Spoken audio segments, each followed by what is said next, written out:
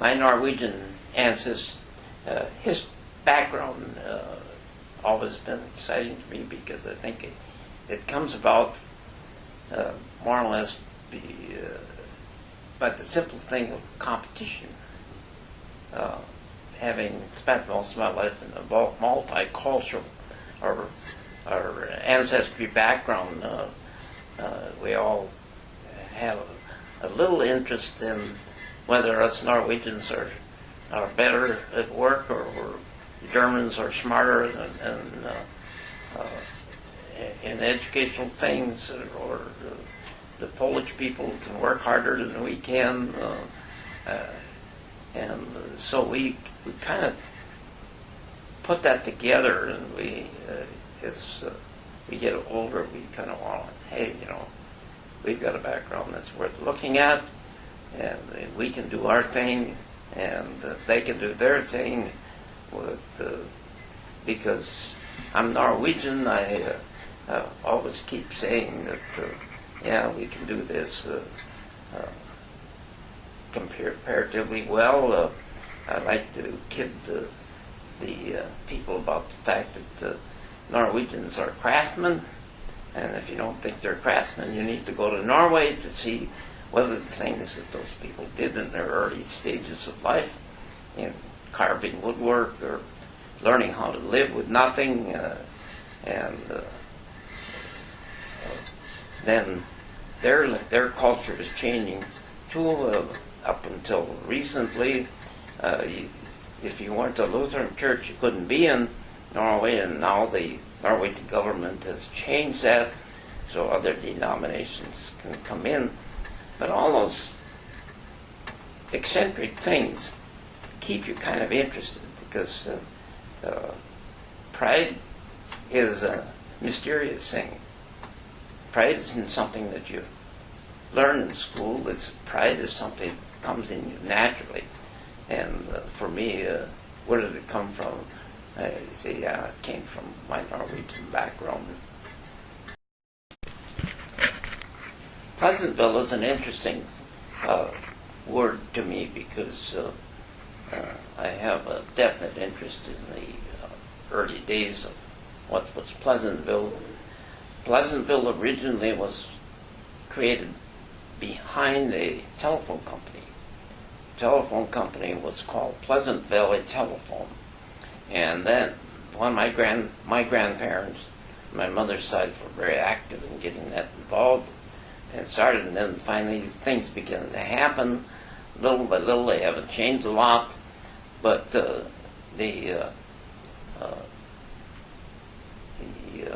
name of Pleasantville then was chosen because of the original one, and it became the Pleasantville Telephone Company after a while. It's a long period of communication for me if you want to discuss Pleasantville and how it is, was and still is, compared to others. Back in those early days, the school districts were mandated by the state to be built every 3 miles. That was a state mandate. So in each direction, and the reason for that was so that kids didn't have to walk too terribly far to get to school. There were no buses. So they were. Well, as time progressed, we were at one time number one school in the township because we had most kids, but then as time changed, and a lot of those little 3-mile schools lost their student population, and they kind of dissolved. At the same time, when they dissolved a community, and once the community is dissolved, then it seems like it loses its connection. And I've lived through the period where I saw many of those small communities in our area, which were schools, and they lost it. Everybody has a certain amount of pride in their community. And there's a lot of those people in those areas. It took them a long, long time to accept the fact that their community had been gone away. It had gone away because of their school. In some cases, it was a combination of school and churches, but it went away. Pleasantville happens to be lucky in that case because we were centrally located, and we really didn't lose that community thing. But there was a problem between the outside communities that had lost and them moving in and becoming part of this. And that's certainly understandable because nobody likes to lose, and nobody likes to lose to somebody else. But our particular town, Pleasantville, stayed. And why did I stay there? I guess I don't know that. I felt an obligation to stay and help my parents. That's just an excuse, probably. The mystery of it is that I stayed there, and then I've always wanted to be there and see what was going to happen. And it's been said many times over my 80-some years that town would dry up and blow away like everybody else's. And the town's not drying up and blowing away, but the community is strengthening because some of the other communities that have lost their identifications have kind of moved in with us. And it's interesting to me to hear families and stuff that claim to belong to the Pleasantville Lions Club or the Pleasantville community or something now. So for that reason, we had a little success in our failure. I guess when I think about it, these last couple of years, it's amazing how many people have basically moved into the area. Several new homes have been built. No, when you talk several, you're talking about 1,000 homes in the metropolitan area. We're only talking about maybe 8 or 10 homes, but that's a lot, small community. And jokingly, I say the last Sunday was a successful Sunday. And they say, why? I said, because we got one new member in church, we got one new house this week, so we did pretty well. I think the fact that our family, as we maintain this relationship within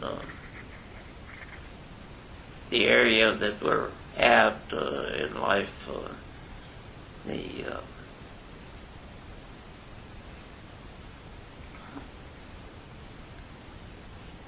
it's interesting to put some thought to how this happens.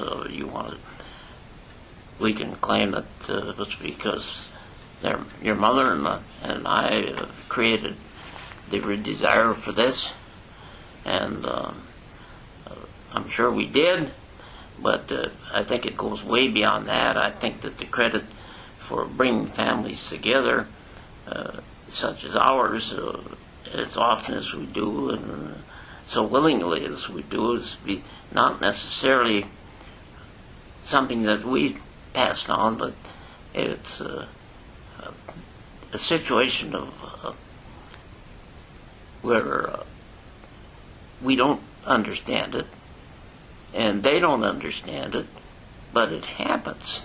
And in our particular family, we get together and we don't agree. We discuss, but we don't argue. We fight about little things, but we don't pout. We go right on. Maybe that's the advantage of a large family. And being so involved in so many different things, and everybody gets busy, and they finally have to go back to what the real world is, and that's their families. But there's something about coming together that is exciting, and that is discussion.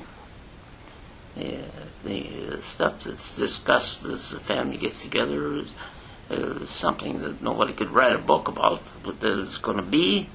It's the interest that they have in each other, and the competitiveness between them, and who can create the most excitement about what they've done or what they're going to do or what they thought they should be doing.